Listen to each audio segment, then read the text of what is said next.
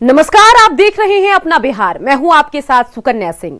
3 नए कृषि कानूनों के खिलाफ किसान आंदोलन के बीच प्रधानमंत्री नरेंद्र मोदी कल यानी पूर्व प्रधानमंत्री अटल बिहारी वाजपेयी की जयंती पर देश भर के 9 करोड़ किसानों से सीधा संवाद करेंगे। इस मौके पर देश भर के 9 करोड़ से ज्यादा किसानों को पीएम किसान सम्मान निधि योजना के तहत 18,000 करोड़ रुपए की अगली किश्त ट्रांसफर की जाएगी। लिहाजा बिहार में भी भव्य तैयारी है।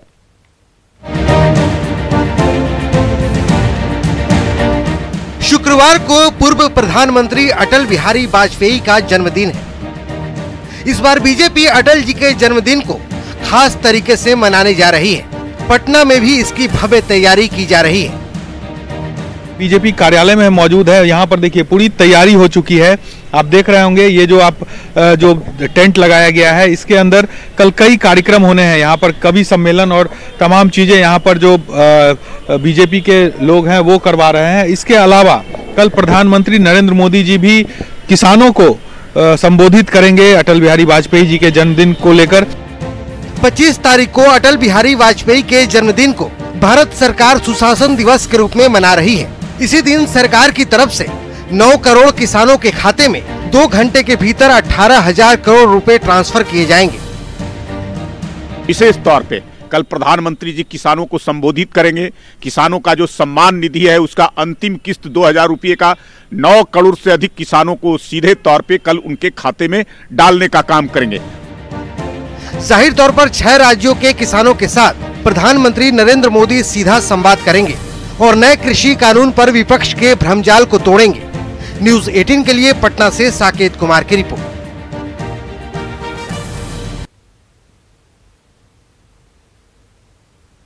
केंद्रीय पशुपालन मंत्री गिरिराज सिंह ने किसान आंदोलन को लेकर कांग्रेस पर निशाना साधा। गिरिराज सिंह ने कहा कि कांग्रेस किसानों की आड़ में राजनीति कर रही है। नए कृषि कानून के समय कांग्रेस शासित राज्यों ने सहमति पत्र दिया था, लेकिन अब वे अपनी बात से पलट रहे हैं।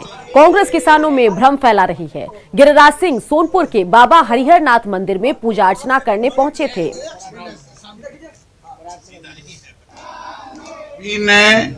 इस नए कानून पर सहमति व्यक्त की। केवल सहमति ही नहीं व्यक्त की, बल्कि कांग्रेस के मैनिफेस्टो में एपीएमसी कानून जैसे उसके सुधार की आवश्यकता बल दिया। लेकिन आज दोगली राजनीति, किसानों में भ्रम पैदा करने का काम ये विपक्ष और जिसका नेतृत्व कांग्रेस पार्टी कर रही है। मोतिहारी में बीजेपी की तरफ से किसान चौपाल का आयोजन किया गया, जिसको राज्यसभा सांसद सुशील कुमार मोदी और पूर्व केंद्रीय मंत्री राधा मोहन सिंह ने संबोधित किया। बीजेपी नेताओं ने कांग्रेस पर निशाना साधते हुए कहा कि जिन्होंने किसानों को लूटा वे अब उनकी आड़ में राजनीति कर रहे हैं।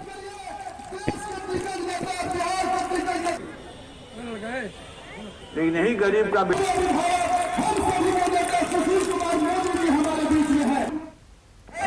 जो किसान के खेत में झंडा डाल कर उसका खड़ा फसल काट लेता। सुगौली से लेकर बेहसी तक 100 किसानों की हत्या किया था, मर्डर किया था।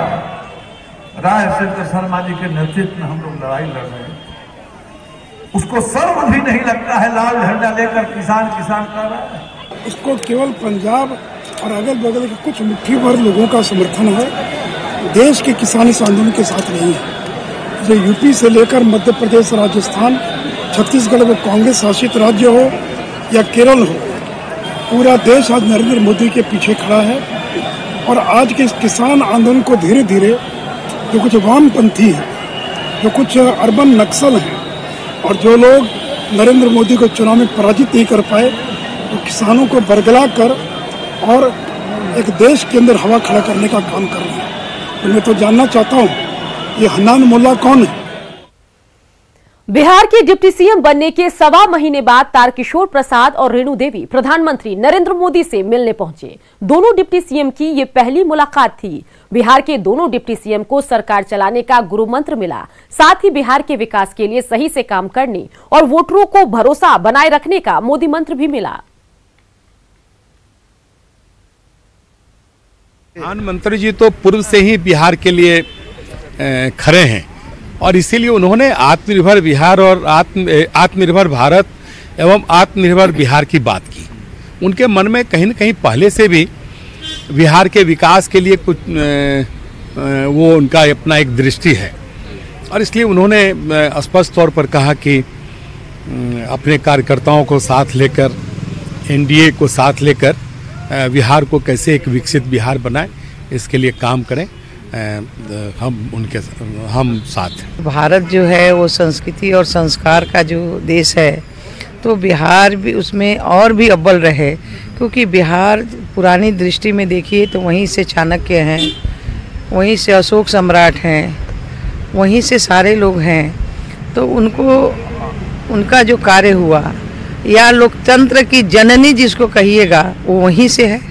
वैशाली हमारी लोकतंत्र की जननी है।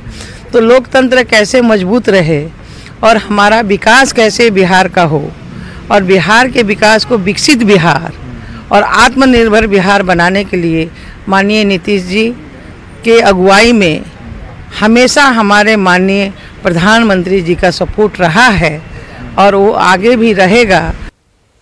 बिहार की मुख्य विपक्षी पार्टी राष्ट्रीय जनता दल ने मीडिया के लिए फरमान जारी किया है। प्रदेश अध्यक्ष जगदानंद सिंह ने ये नया आदेश जारी किया। इस नए आदेश में कहा गया है कि मीडिया कर्मी दिन में 11 बजे के बाद पार्टी कार्यालय में प्रवक्ताओं का बयान लेने के लिए आए। साथ ही इसमें मीडिया के लोगों से कहा गया है कि वो प्रवक्ता के लिए बनाए गए कार्यालय में ही बयान लें।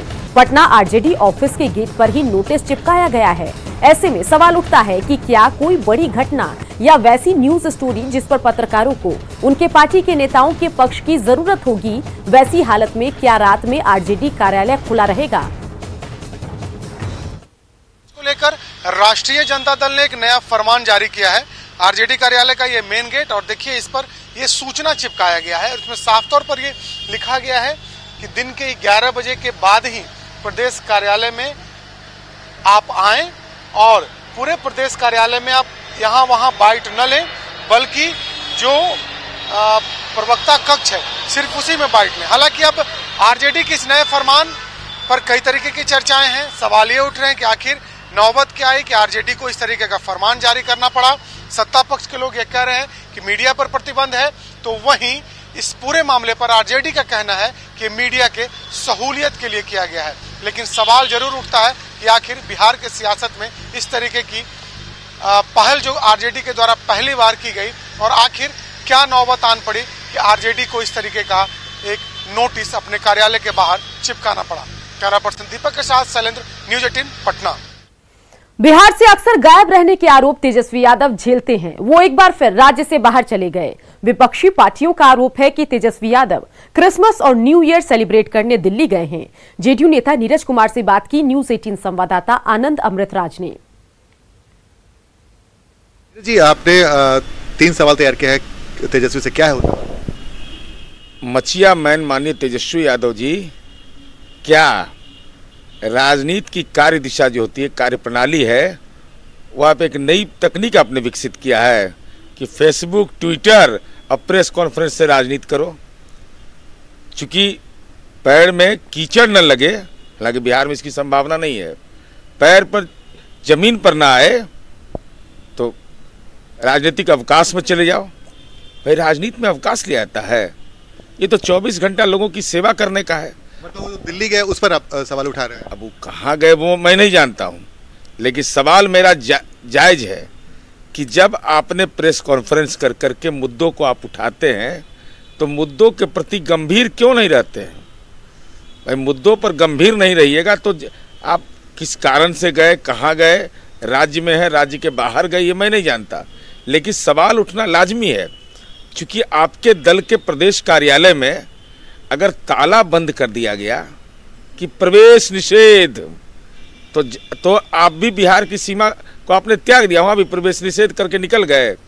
सवाल इस बात का है कि राजनीति में कौन सी परंपरा आप स्थापित कर रहे हैं, कहाँ गए, क्या कर रहे हैं। अब ये 25 तारीख का क्रिसमस डे है, आमतौर पर सार्वजनिक जीवन में जीने वाले लोग बधाइयाँ देते हैं, तो ट्विटर पर बधाइयाँ दीजिएगा और लोगों से मिलने में परहेज करिएगा। बिहार में खेल व्यवस्था चुस्त दुरुस्त करने और मोइनुल हक अंतर्राष्ट्रीय स्टेडियम को संवारने सहित कई मांग को लेकर बिहार प्लेयर्स एसोसिएशन के अध्यक्ष मृत्युंजय तिवारी ने आज खेल मंत्री मंगल पांडे से मुलाकात की और खेल के क्षेत्र में काम का आग्रह किया। खेल मंत्री ने जल्द ही मांगने पर संज्ञान लेने का आश्वासन दिया।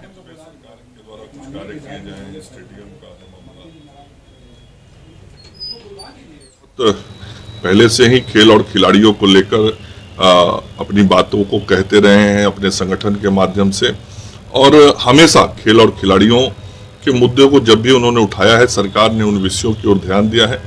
आज भी कई विषयों को लेकर मृत्युंजय तिवारी जी ने खेल खिलाड़ियों के भविष्य को लेकर, उनके और जीवन की बेहतरी को लेकर और मोइनुल हक स्टेडियम को लेकर अपने विषयों को हमारे सामने आज विचार के लिए रखा है। पहले से भी विभाग के अधिकारियों से उनका मिलना जुलना होता रहा है।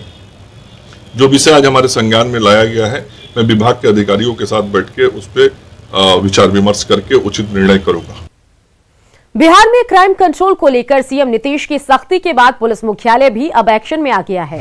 लॉ एंड ऑर्डर में सुधार को लेकर पुलिस मुख्यालय ने कवायद तेज कर दी है। अब सभी संवेदनशील जिलों में हो रहे आपराधिक घटनाओं की समीक्षा की जाएगी और हेडक्वार्टर के बड़े अधिकारी क्षेत्रीय पदाधिकारियों के साथ समीक्षा करेंगे, जिसमें बीते 6 महीने के दौरान हुई वारदातों पर चर्चा की जाएगी। इस कड़ी में एडीजी लॉ एंड ऑर्डर सबसे पहले पटना और नालंदा जिले की समीक्षा करेंगे।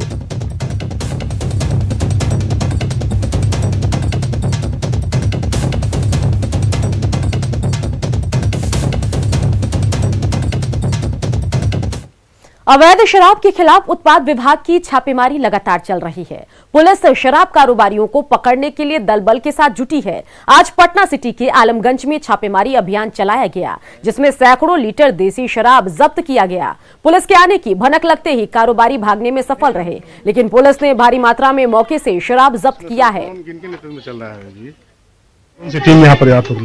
यहाँ पे केंद्रीय उत्पाद बल और मद्य निषेध बल और जिला उत्पाद बल संयुक्त छापामारी में कितना लीटर से लगभग 100 लीटर से ज्यादा है। अब तो हम लोग जाके काउंटिंग करेंगे। पूर्णिया में निगरानी विभाग की टीम ने जिला कृषि पदाधिकारी शंकर कुमार झा को 50,000 रुपए रिश्वत लेते गिरफ्तार किया। निगरानी विभाग की टीम ने कृषि पदाधिकारी को कोर्ट में पेश करने के बाद जेल भेज दिया। दरअसल कृषि पदाधिकारी दुकान की अनुज्ञप्ति बहाल करने के एवज में रिश्वत ले रहे थे, तभी निगरानी ने उन्हें रंगे हाथ दबोच लिया। मुजफ्फरपुर में अतिक्रमण हटाने के दौरान पुरानी गुदरी इलाके में प्रशासन और स्थानीय लोगों के बीच काफी देर तक झड़प हुई। हो हंगामे के बीच नगर निगम की टीम ने बुलडोजर चलाया। हालांकि इस दौरान आसपास के मकानों से लोगों ने पुलिस टीम पर पत्थरबाजी भी की। अफरा तफरी के बीच एक निगम कर्मी वहां के नाले में जा गिरा। बाद में उसे निकालकर हंगामा कर रहे लोगों को खदेड़ा गया। कुछ स्थानीय लोगों की पुलिस ने पिटाई भी की। आरोप है कि सड़क किनारे मांस मछली की दुकानों की आड़ में शराब भी पिलाई जाती थी। इस शिकायत के बाद प्रशासन की टीम वहां पर अतिक्रमण हटाने पहुंची। से पुरानी गुदरी तक हटाया गया है, जिसमें कि मीट मछली का दुकान वगैरह भी और रोड नाला पर जो भी अतिक्रमण किए हैं, सीढ़ी वगैरह सभी को तोड़ा गया है। हाँ, थोड़ा बहुत हुआ है, लेकिन हम लोग कंट्रोल में रहा है, प्रशासन सतर्क है। समस्तीपुर से बड़ी खबर, जहां बेखौफ अपराधियों का कहर देखने को मिला है। अपराधियों ने गोही पंचायत के मुखिया राजेश सहनी को गोली मारी। मुखिया को गंभीर हालत में दरभंगा रेफर किया गया। बताया जा रहा है कि पहले से एक घात लगाकर बैठे अपराधियों ने जैसे ही मुखिया को देखा फायरिंग शुरू कर दी।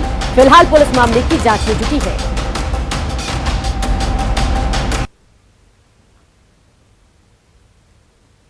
अभी जानकारी मिली लगभग 10 मिनट पहले घर से आए हैं, तो यहाँ की जानकारी मिली यहाँ से उसको वारिसनगर चिकित्सालय में ले जाया गया, पर कम लोगों से ही बात हुई उनकी और पुनः वो सदर हॉस्पिटल चले गए।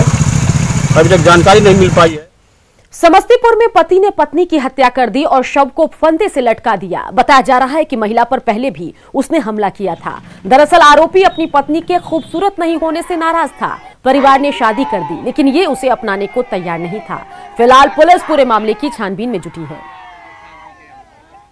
4-5 गोटा रहे कौन किए, पति 2 दिन 4 दिन पर 4 चक्का से यहाँ से अबैत रहे अबैत रहे हियाँ आ धमकी दैत रहे कई से तोरे तू मोरना तो हम मरत छियो आ ना तो भाइयों को उठा लेबो पापो को उठा लेबो तोरो उठा देबो। गिरल के बाद हम हल्ला के लिए तो सब गेले दौड़ कर पहले से एकरा कह रहे जे तुम माँ बाप के कहबी ना तो तोरा भाई बाप के दुनू के मार देबो। कौन कह रहा है? इसका पति बोल रहा था। पति का नाम है अरविंद।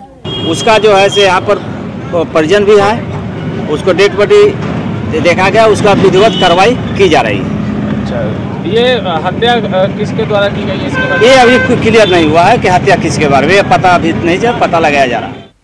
मधेपुरा के जननायक कर्पूरी ठाकुर मेडिकल कॉलेज लंबे इंतजार के बाद छात्रों के लिए खुल गया है। मधेपुरा मेडिकल कॉलेज को एमसीआई से मान्यता मिलने के बाद यहां नामांकन की प्रक्रिया चल रही है। 100 सीटों पर नामांकन के लिए देश भर से नीट कंप्लीट किए छात्र और छात्रा अपने अभिभावकों के साथ मेडिकल कॉलेज पहुंचे। छात्रों के नामांकन के लिए मेडिकल कॉलेज प्रशासन भी हर तरह की तैयारी कर चुका है।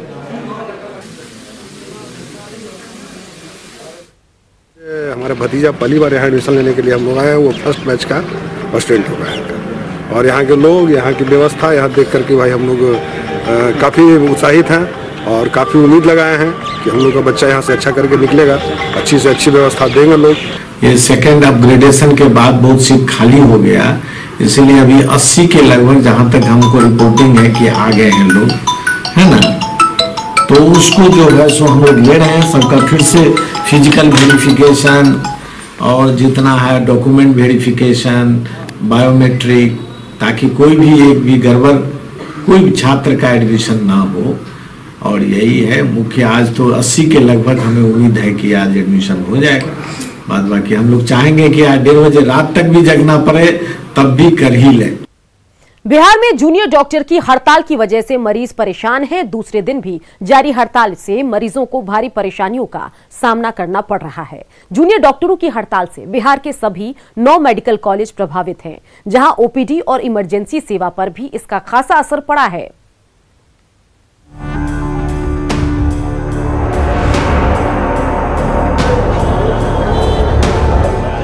जूनियर डॉक्टरों की हड़ताल के बाद ये आलम है बिहार के सबसे बड़े अस्पताल पीएमसीएच का, जहां दूसरे दिन भी ओपीडी सेवा पूरी तरह से ठप है। लिहाजा बिहार के कोने कोने से यहां लोग पहुंच तो रहे हैं, लेकिन उन्हें इलाज नहीं मिल पा रहा है। और आपको दिखा रहे हैं कि देखिए बड़ी संख्या में दूर दूर से मरीज पहुंचे हैं, लेकिन रजिस्ट्रेशन का काम बंद हो गया है। तकरीबन 9 से 10 काउंटर है यहाँ पर, और सभी काउंटर पर देख सकते हैं एक भी स्टाफ नजर नहीं आ रहे हैं। सीनियर डॉक्टर अपने चैम्बर में तो हैं, लेकिन बिना पर्चा कटाए मरीजों का इलाज संभव नहीं है। मरीज अब न्यूज 18 से अपना दर्द बयां करते हुए इलाज करवाने की गुहार लगा रहे हैं। इन गरीबों के पास इतने पैसे नहीं हैं कि प्राइवेट अस्पताल में जाकर इलाज करवा सके। हड़ताल से हलकान लोगों ने न्यूज 18 से अपना दर्द साझा किया। कि हम लोग दूर से आए हैं, पैसा लगा के, हम लोग गरीब आदमी है, इसलिए होना चाहिए हम लोग का दिखाना भी, हम लोग का दिखाना बहुत जरूरी है। कितने बजे चली थी जहानाबाद? हम चले 6 बजे वहाँ से। यहाँ पहुँचे तब पता चला? हाँ, यहाँ पहुँचे तब हमको मालूम हुआ है। क्या करेंगे, प्राइवेट जाएंगे? प्राइवेट के लिए हम लोग गरीब आदमी है, कैसे जाएंगे भैया, इसीलिए तो हम लोग यहाँ पर पहले आए हैं। तो सोचे कि जा करके वहीं पहले दिखाते हैं। तो गरीब आदमी को आप देखिए कि मरना है कि क्या करना है, आप ही न बता सकते हैं कि हम लोग को किसी तरह करवाइए। हम मीठापुर से हैं। इलाज हुआ? नहीं हुआ। क्या बोला गया? बोले कि हड़ताल पे हैं, आज नहीं होगा। रजिस्ट्रेशन हुआ? नहीं हुआ। रजिस्ट्रेशन भी नहीं हुआ? नहीं। अच्छा, तो क्या कीजिएगा आप लोग? अब क्या करेंगे, अब हम क्या कर सकते हैं, आप वापस जाएंगे। इधर जूनियर डॉक्टर अपनी मांगों को लेकर अड़े हुए हैं। उनका कहना है कि जब तक स्टाइपेंड को लेकर 2017 के आदेश को लागू नहीं किया जाता, तब तक हड़ताल जारी रहेगी। जैसे ही हम लोग से सरकार की कोई भी अथॉरिटी बात करते हैं और हम लोग का जो मांग है उस पर अगर वो कोई ठोस कार्रवाई करने का लिखित में आश्वासन देते हैं तो हम लोग स्ट्राइक अपना वापस ले लेंगे। जाहिर तौर पर जूनियर डॉक्टरों की हड़ताल ने कोरोना काल में लोगों को दोहरी परेशानी में डाल दिया है। न्यूज 18 के लिए पटना से रजनीश कुमार की रिपोर्ट।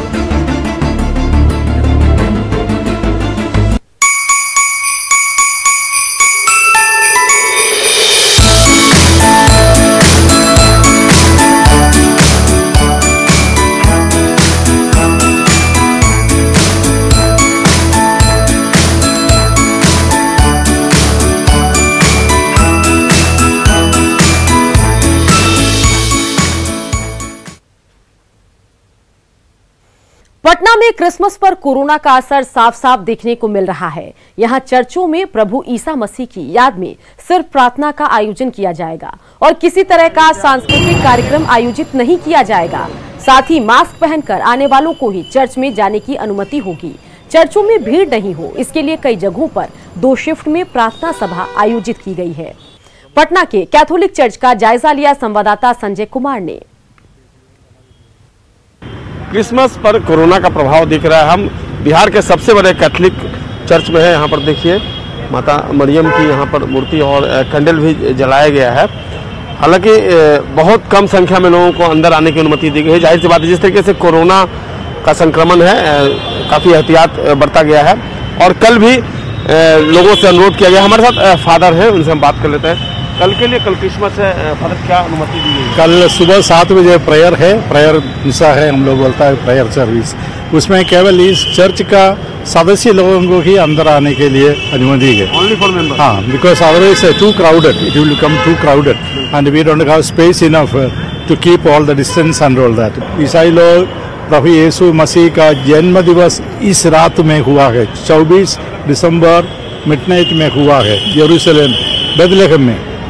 उसी का यादगारी में एक तरफ का एनिवर्सरी जैसे समझे मनाते हैं। देखिए किस कदर यहाँ पर एक खूबसूरत तस्वीर, एक दृश्य है। यहाँ पर माता मरियम के सामने आज भी लोगों ने यहाँ पर कैंडल जलाया है और आज की तारीख में 24 दिसंबर की रात का काफ़ी महत्व है, जब प्रभु ईसा मसीह का जन्म हुआ था और उन्हीं की याद में हर साल क्रिसमस का त्यौहार भी मनाया जाता है। इस बार लोगों के लिए कोरोना है, इसलिए थोड़ा फीकी तो रहेगी, जो फीका रहेगा ये त्यौहार जो है, लेकिन इसके बावजूद लोगों के उत्साह में कोई कमी नहीं है। राजधानी पटना में कई जगह इसी तरीके से सजावट देखने को मिल रहा है और लोग भारी उत्साह के साथ क्रिसमस का त्यौहार मना रहे हैं। कैमरा पर्सन मनोज के साथ संजय कुमार, न्यूज़ 18 पटना। और इसी के साथ बुलेटिन में इतना ही। आप बने रहिए क्योंकि आगे आपको दिखाएंगे जोहार झारखंड।